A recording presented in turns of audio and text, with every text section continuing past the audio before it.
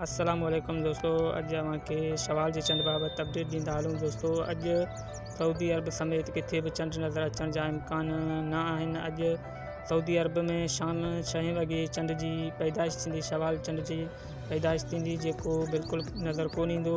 सुभाणे अंगारे जे शाम 9 अप्रैल ते चंड नज़र अचण जा इम्कान आहिनि, जेको चंड जी उमिरि 22 खां 24 कलाक थी वेंदी, जेको बआसानी सऊदी अरब में नज़र ईंदो। ऐं पाकिस्तान एशिया मुल्कनि में बि सुभाणे अंगारे जी शाम चंड नज़र अचण जा वाज़े इम्कान आहिनि।